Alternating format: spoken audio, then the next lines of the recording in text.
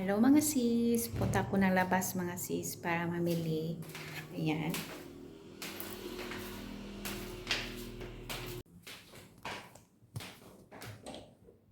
Dito lang talaga kami namimili, malapit lang po talaga sa amin mga sis. So, everyday po talaga ay maraming tao po talaga dito mga sisi. At ito pala ang nabili namin, ayan. Mostly talaga ay marami ang mga prutas. Ganyan po talaga dito sa Pakistan mga sis. Iwan ko sa ibang mga bahay sa Pakistan. Pero yung asawa ko is ganito po talaga. So, heto mga sis, yan po ang mga nabili namin. Ang worth po na nabili namin is 700 peso po kung sa pera natin. Sa halaga po na iyan, yan po ang nabili namin ni Mister. Ayan. So, after namin kumain mga sisi, ay ano ko talaga, ako po talaga ang nag-aayos, kagaya ng ginawa ng mga nanay sa bahay. Tayo po talaga ang maglilinis, maghugas, magluto. Kasi ayaw din natin ng maruming kapaligiran, lalo na tayong mga Pilipina. Ako kasi ayaw kong may mga dumi or mga plato pa na hugasin na naaabutan sa umaga. So before talaga matulog namin, ay nililinis ko muna iyan. Pero bumalik pa rin ako sa tahian. Oo, pag feel ko na okay yung pakiramdam ko, hindi ako pagod. So, ito mga sisi, dinideliver ko din ito. Order ito ng ating customer. Isa po siyang maxi dress. May 3 layer po siya.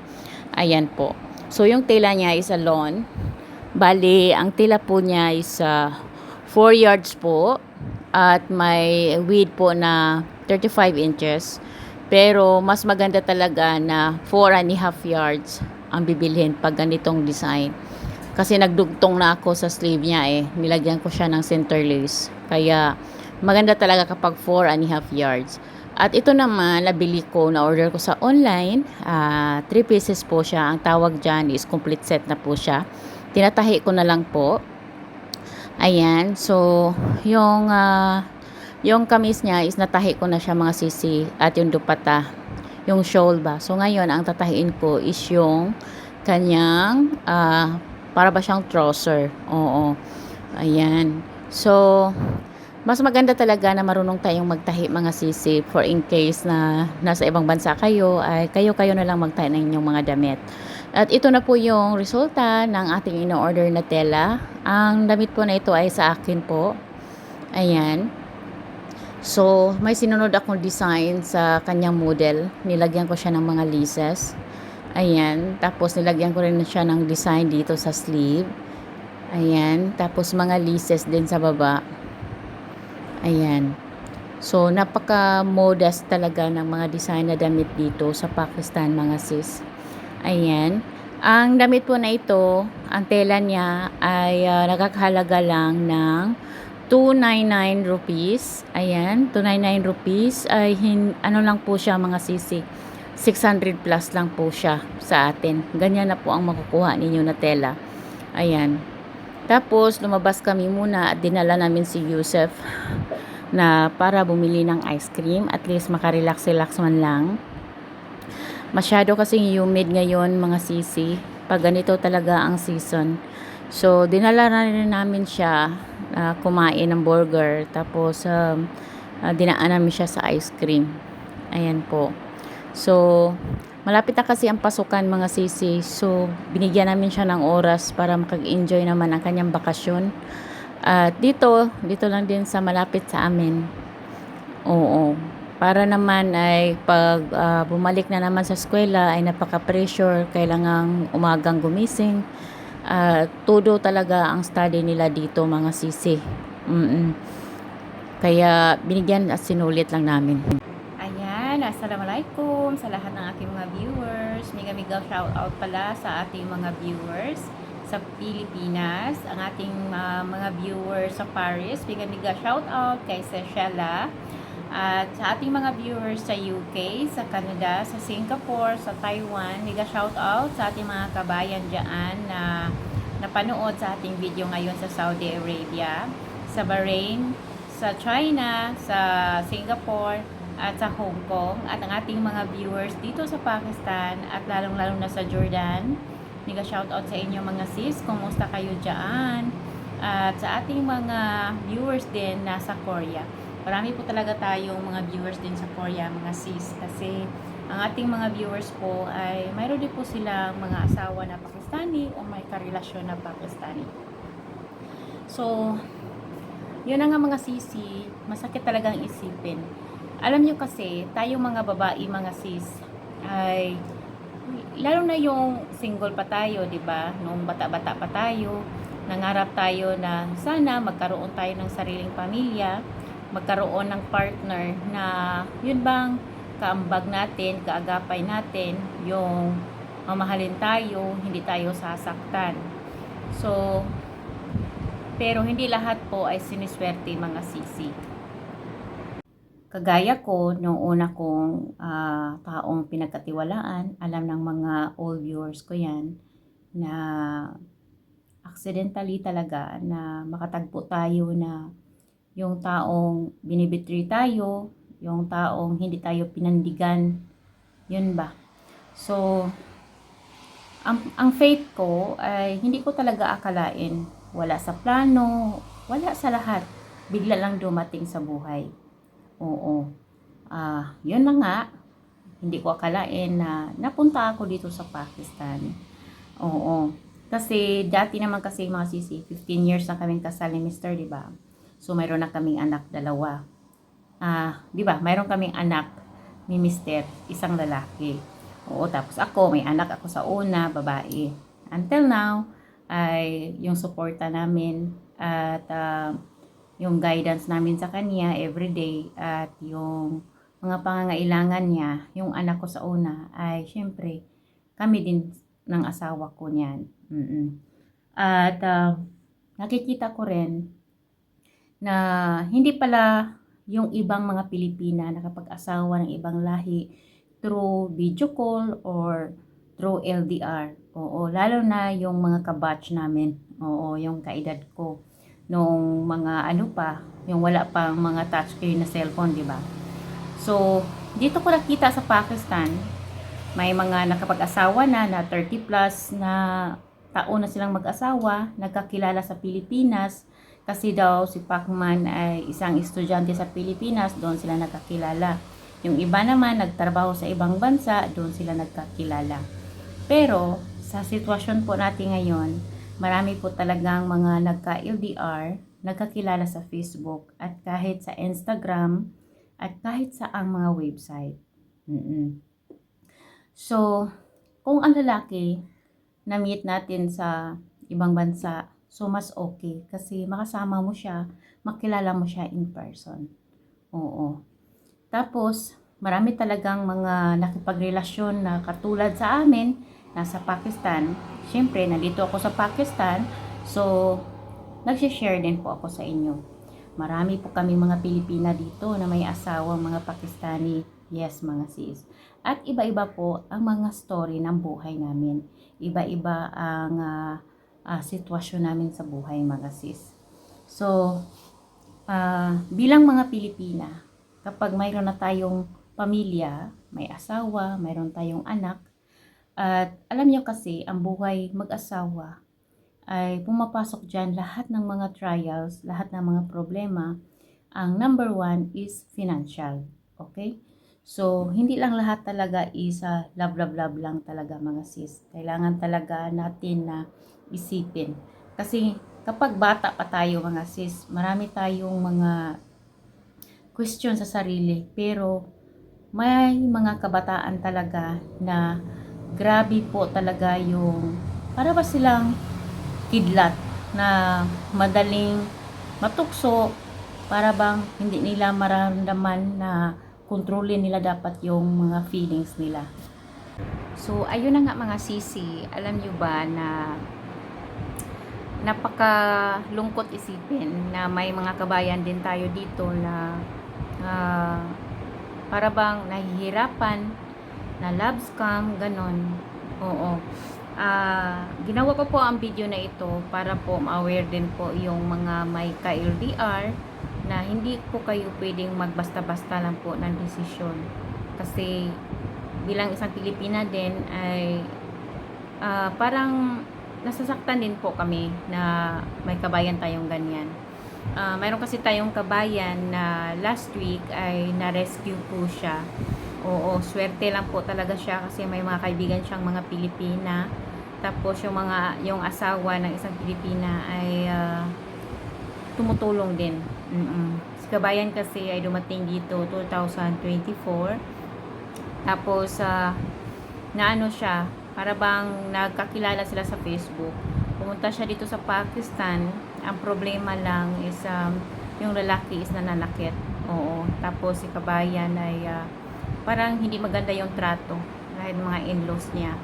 So, napakaswerte niya kasi mayroon ding mga kabayan natin na malapit sa kanya. So, alhamdulillah, na-rescue po ang ating kabayan mga sis. Oo. Pag may mga problema kayo, for example, nandito kayo sa Pakistan at dinala kayo sa village, yung mga bundok, mga ganon-ganon ba mga sis, na mahirap iyan puntahan, ganon ba. Tapos, ang problema lang talaga at i-save ninyo na yung cellphone ninyo ay dala ninyo. Tapos, mayroon kayong data. At least, may mga kontak kayo sa mga kabayan natin. Meron pong mga community po dito sa Pakistan na puro Pakwives. Oo. Dapat din na makipag-update kayo para naman hindi natin alam kasi kung anong mangyayari. 'Di ba? Hindi natin alam ang kapalaran natin. Hindi ibig sabihin sa nakikita ninyo sa iba na mga vlogger na maganda yung buhay niya, ganito, ganyan, ay pwede natin i-compare yung sarili natin mga sis. Oo, kasi hindi naman kasi pareho yung sitwasyon ng tao, hindi rin pareho ugali nung pamilya na inaakyatan ninyo mga sis. Todo ingat lang po. Kaya hindi po natin mabiblame yung immigration natin sa Pilipinas kapag pumunta kayo ng Pakistan is nagiging strict sila. Kasi marami na kasing nangyayari na may mga Pilipina na nare-rescue, ganun ba? So, yan po ang reality. Kahit saang bansa tayo mga sis. Oo, kahit Amerika, kahit sa UK ka pa, Canada, mayroon po talaga. Kasi kahit anong lahi po ng tao, palagi po tayong mapipray na mapunta tayo at yung partner natin ay para bang aalagaan tayo. Nakakatakot kung yung partner na ine-expect mo at kinukumpare mo yung sitwasyon mo sa iba na magiging maganda yung buhay mo, magiging prinsesa ka doon, kabaliktaran sa buhay mo. So, kailangan talaga kapag nag-LDR kayo, kung pwede lang po talaga, huwag ninyong madaliin yung sarili ninyo. Kung pwede lang po talaga na bigyan nyo na value yung pagkatao ninyo, ang ibig ko pong sabihin, sa LDR nga ay kailangan talaga ang puso mo at utak mo ay i-mix mo yan mga sis. Oo. Kahit nga sa personal mga sis ay kailangan pa nating mag-ingat, di ba?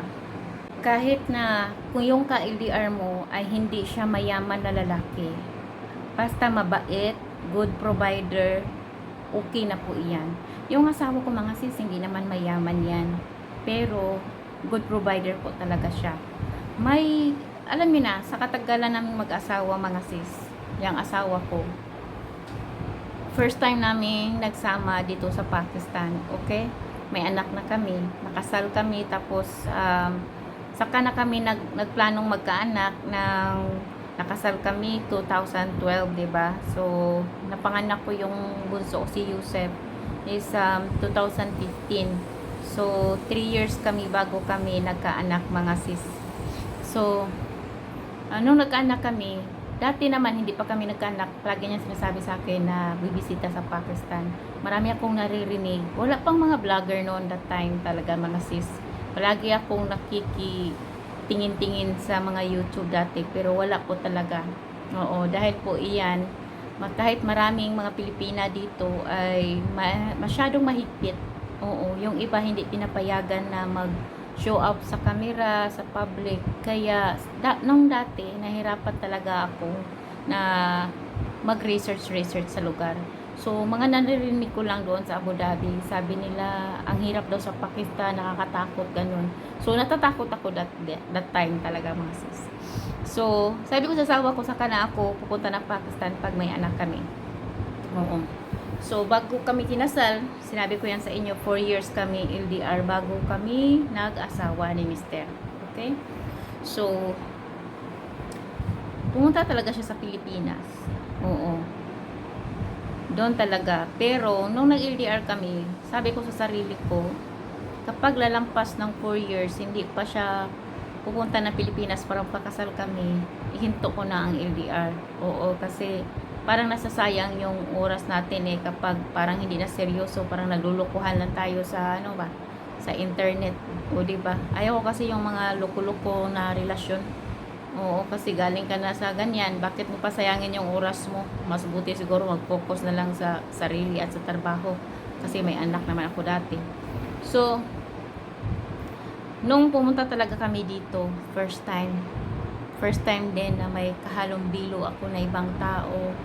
Nagka-problema sa language gap, nag-a-adjust lahat, bawat isa sa bahay, sa mga ugali, mayroong chismisan, kasi hindi pa nagkakaintindihan, maraming mga misunderstanding, tapos hindi pa ako masyadong nag-voice out dati kung ano yung problema ko sa anak ko, ganito, ganyan, naiinis ako sa kanya, ganun ba, nag-a-adjust pa kasi yung feelings ko oo, kaya kapag dumaan talaga ganun, dumating sa punto na nagkasakitan kaming dalawa, oo, nasaktan niya ako dahil mayroong mga pangyayari na hindi ko nagustuhan. Tapos, iba kasi ako, kapag hindi ko nagustuhan, lumalabas talaga ang ugali ko. So, hindi ko kinikip iyon. Nagsasabi ako. Okay? Nung parang nainis na talaga ako, para akong nagwala, kaya sinampal ako ni Mister. O, nasampal niya talaga ako. First time ako nang sampal ng tao, 3 beses talaga dito sa left ears ko. Tapos nung nasampal niya ako, sabi ko talaga, sampalin mo pa ako kahit dito, magpatayan tayong dalawa. Sabi ko sa kanya ng ganun. Oo. Kasi, para bang wala na akong paki, yung anak ko iyak ng iyak that time Oo, sabi ko sa kanya, ngayon sinasaktan mo na ako, ganun. Hindi talaga pwede mga sisi na kapag sinaktan ka, ay para kang iyak ka lang ng iyak, tapos hinahayaan mo siya, hindi. Dapat talaga ay lumaban ka. Oo, lumaban ka. Para talaga yung dugo ko, umaakyat na that time Sabi niya, nasaktan niya ako dahil daw hindi na ako makontrol. Oo. Kaya that time, napag-usapan namin ang mga bagay na ayaw ko. Sabi ko, umuwi na ako ng Pilipinas, dalhin ko yung anak ko. Gusto ko nang makipaghiwalay, sabi ko sa kanya. So, after nalaman na niya kung ano talaga yung ugali ko, mga bagay na ayaw ko. Okay? Tapos, kasi, pag nandito ka na sa lugar nila, wala kang kamag-anak, ikaw lang mag-isa, para kang susubukan ng panahon. May mga taong hindi maganda ang ugali, mga sis. Para bang mga sa Bisaya pa panuway, para bang mga demonyo bas paligid, mga sis ba. Naranasan ko ang ganyan. Oo. Kahit na hindi mo maintindihan yung mga salita, pumapasok yung maintindihan mo yung kilos nila. Kaya after na nag-aaway kaming dalawa, sinabi ko ang ayaw ko at gusto ko nang umuwi kasama yung anak ko, ay napag-usapan namin yun. Grabe talaga ang stress ko nun. Oo, lumaban talaga ako. Sabi ko, kung ayaw ko talaga. Oo. Ini-explain ko talaga. Sabi ko sa kanya, kung ikaw kaya sa sarili ko na walang kamag-anak, mag-isa lang dito, tapos gaganyanin kita sa Pilipinas, anong mararamdaman mo? Kasi ako dati, napaka-busy ko sa tahi Kaya nung para bang lumaban ako, swerte lang din po ako kasi yung asawa ko is mayroong pagmamahal sa aming mag-ina. Kaya napag-usapan talaga, mga sis. Oo. Doon na subok namin ang isa't isa. Nakilala niya ako na napakaselosa ko. kahit ganito yung boses ko. Kasi minsan kasi nang una pa kami, malakas talaga ang boses ko. Akala niya sinisigawan ko siya. So nagagalit siya. Nag-adjust pa kasi sarili sa kanya. Hindi naman ako nagagalit, ganito lang ang boses ko. Naiinsulto siya kasi nga malakas daw yung boses ko. Sila kasi alumanay mga sis. Ganun ba? Nauuwihan ako sa mga ganyan. Uncle G! Bakang sira ulo ganyan buang na. Nauuwi. Ayoko ng mga uwi na ganyan, di ba? So, sabi ko sa kanya, ganito lang ang boses ko. Kahit sa mga anak ko, kahit saan. Minsan, nagiging para bang ang business ko ay parang okay lang kapag mafe-feel mo talaga na ang saya-saya na peaceful yung utak ko, ganun ba? So, ayun na, naka-adjust na kami ng time na yun. Okay? Kapag ganyan kasi, nandito ka sa Pakistan, mayroon talagang mga ugali na mga lalaki dito na kapag sinigawan mo yung lalaki ay halos ka na rin papatayin, ganun. Hindi lahat mga sis ha. May mga lalaki talaga na mananakit kahit sa Pilipino or saan man. Kung maka-encounter ka na ganyang in-laws, first na sinasaktan ka, swerte ka kung yung asawa mo malakas yung nararamdaman sa'yo kahit nagagalit yan. Pero kung ang intensyon lang yan, nagamitin ka, dyan ka talaga minalas. Kasi kahit anong technique na gawin mo, hindi mo maaumay yan. Oo. Hindi mo siya madadala sa yung lambingan. Pinaganyan ka pa rin. Tapos, pinapatrabaho ka, kinukuha yung sahod mo, agoy. Yan talaga malas sa buhay, ganyan. Kasi, ang mga Pakistani na magiging asawa mo, sila ang nag-provide sa lahat ng mga grocery sa bahay, lahat ng mga bill sa kuryente, bill sa bahay, pangangailangan ninyo, bills ng tuition ng anak mo, siyang nagdadala niyan. Tayong mga asawa, hindi na natin iniisip yan. Sila nagdadala ng budget. Kung anong mga needs mo, bibilhin nila iyan. Oo. Kaya sila ang nagdadala ng pera. Ang sakit yan sa ulo kapag tayo ang nagdadala sa budget. Kasi nung nasa Abu Dhabi kami, ako ang pinadala niya ng pera. Binigyan niya ako ng pera o ito ang budget 1 month. So, parang kinukontrol ko yung pera para hindi maubos, para darating talaga sa 1 month. Pero kapag siya ang nagdala ng budget, makahingi ka, bilhan mo ako ng ice cream, bilhan mo ako ng cake, bilhan mo ako ng ganyan, please, bilhan mo. Bumili siya. Kapag ikaw ang nagdala, parang sinisave mo yun sa sarili mo na ang mahal pala noon, ganun. For short, maganda kung hindi talaga tayo magdala sa budget.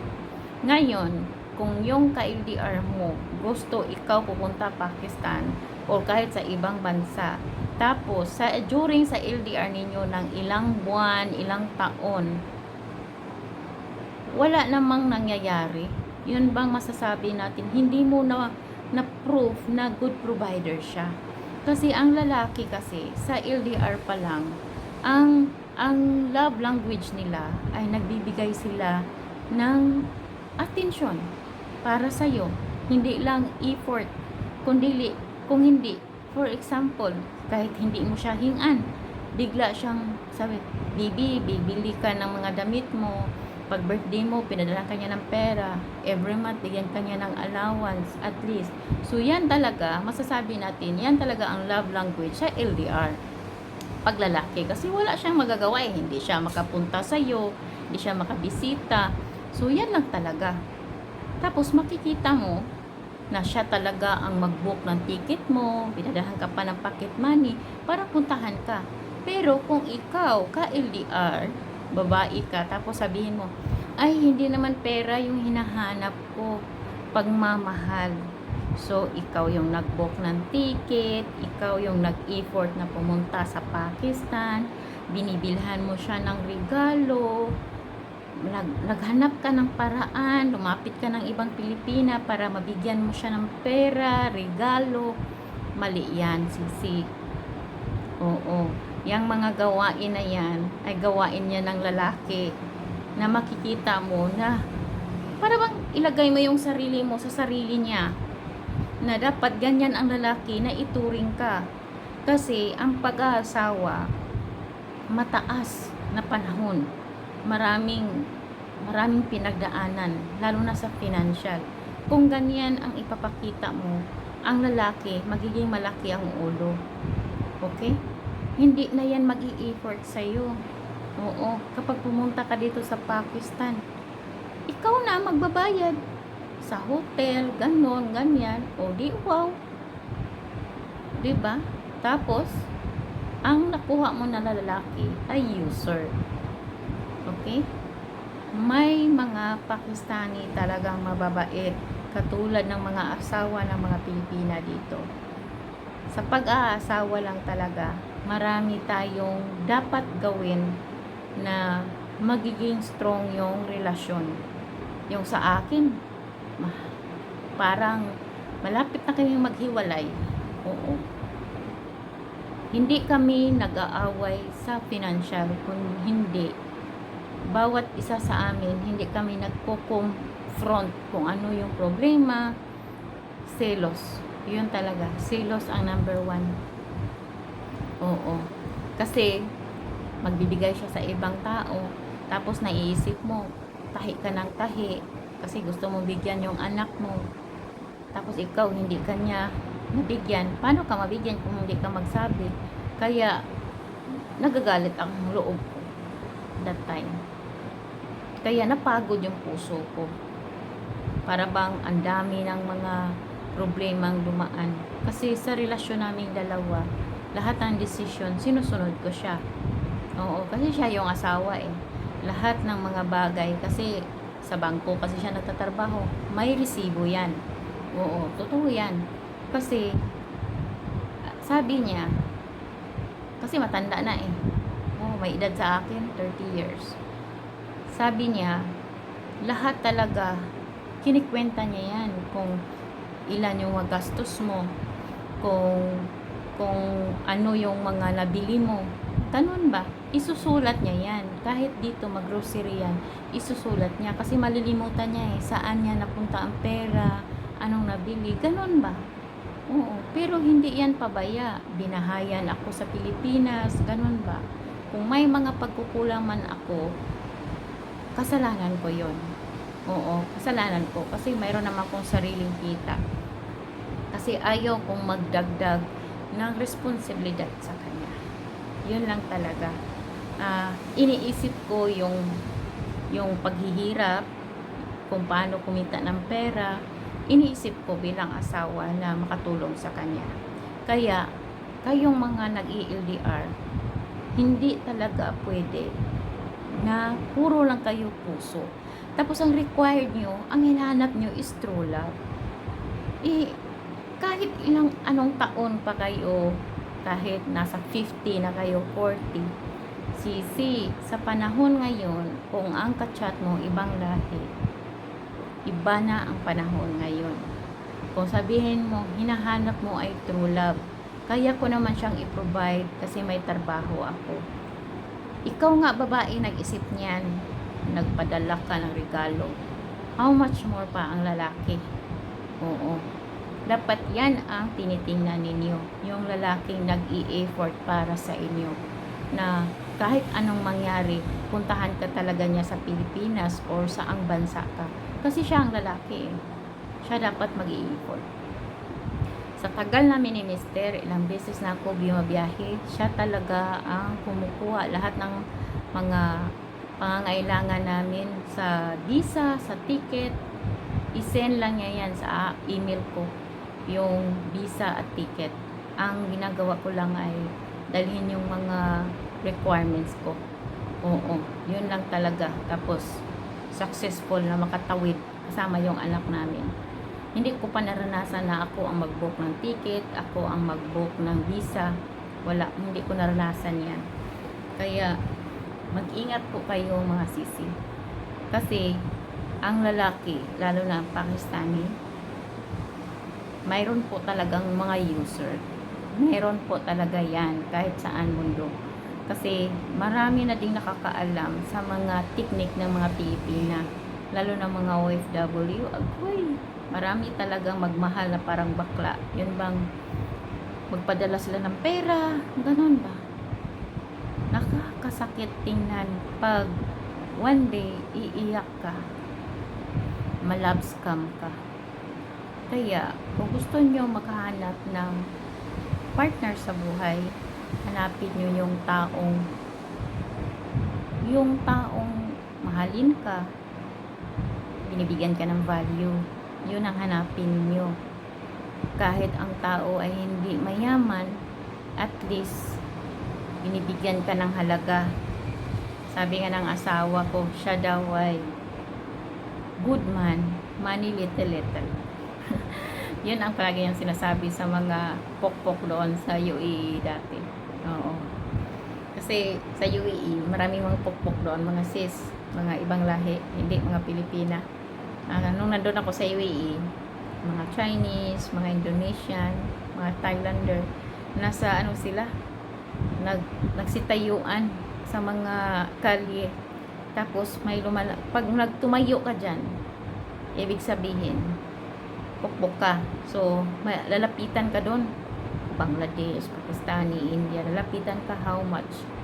Nung buntis ako ni Yusef, nandun ko sa Abu Dhabi. Naghintay ako sa baba ng office ng asawa ko. Masama yung pakiramdam ko, mga sis. So, nakatayo lang ako doon sa poste. May lumapit talaga sa akin, mga sis. Kala lang pukpok ako kasi nga nakatayo ako doon. Kaya, every time talaga kapag gusto kong yun bang hintayin yung asawa ko sa baba, ay pumapasok na ako. Dati ayaw kasi nahihiya ako. Pumapasok na ako kahit doon lang ako sa stair, sa ano ba, sa hagdan. Kasi kapag sa Abu Dhabi, tayo-tayo ka dyan, mga 10 to 15 minutes, may lalapit talaga sa'yo. Tatanungin ka, magkano. Oo, nakakatuwa. So, dito sa Pakistan, masasabi ko lang talaga na hindi ka pwedeng magtiwala kaagad sa lalaki. Okay? Oo, hindi ka pwedeng magtiwala agad kahit gaano pa yan ka-sweet. Kahit sino sa LDR talaga, kahit sino sa LDR, masasabi ko sa inyo, dapat nyo talaga may requirements kayo. Kahit may anak kayo or walay kayo sa asawa, huwag niyong ibaba yung value ninyo. Kasi tayo mga Pilipina, alam natin yung kapasidad. Oo, kaya nating magtrabaho para sa mga anak. Kaya natin mag-provide sa pamilya. Pero kung ganyan man lang, mag-asawa ka, pinapatrabaho ka, kinukuha yung pera mo, tapos sinasaktan ka pa, hindi na yan tama, mga sis. Oo, hindi na yan tama. Yung asawa ko, ilang beses ko yan sinabi, gusto kong magtrabaho. Pinagalitan niya ako.